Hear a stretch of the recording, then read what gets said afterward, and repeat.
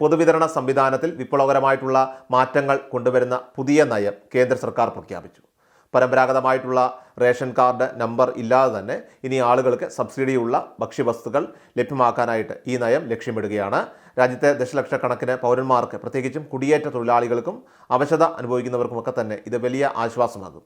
പൊതുവിതരണ സംവിധാനം വഴി സബ്സിഡിയുള്ള ഭക്ഷ്യധാന്യങ്ങളും മറ്റ് അവശ്യ വസ്തുക്കളും ലഭിക്കുന്നതിനുള്ള പ്രധാന രേഖയായിരുന്നു റേഷൻ കാർഡ്.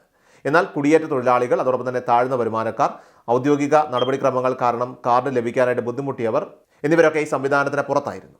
ഈ പ്രശ്നം പരിഹരിച്ചുകൊണ്ട് പൗരന്മാർക്ക് അവരുടെ പദവിയോ സ്ഥലമോ പരിഗണിക്കാതെ അവശ്യ വസ്തുക്കൾ ലഭ്യമാകുന്നുണ്ടെന്ന് ഉറപ്പാക്കുക എന്നതാണ് ഈ പുതിയ നിയമത്തിലൂടെ കേന്ദ്ര സർക്കാർ ഇപ്പോൾ ലക്ഷ്യമിടുന്നത്. റേഷൻ കാർഡ് ലഭിക്കുന്നതിലെ ഉദ്യോഗസ്ഥ തടസ്സങ്ങൾ ഇതോടെ നീക്കം ചെയ്യപ്പെടുകയാണ്.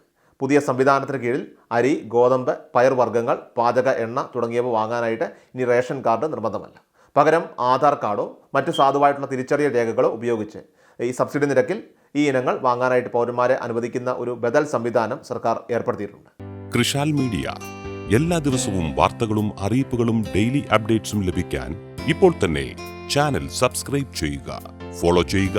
നിങ്ങളുടെ ലൈക്കും ഷെയർ നൽകി ഞങ്ങളെ സപ്പോർട്ട് ചെയ്യുക. നിങ്ങളുടെ അഭിപ്രായങ്ങൾ കമന്റ് ബോക്സിൽ രേഖപ്പെടുത്തുക.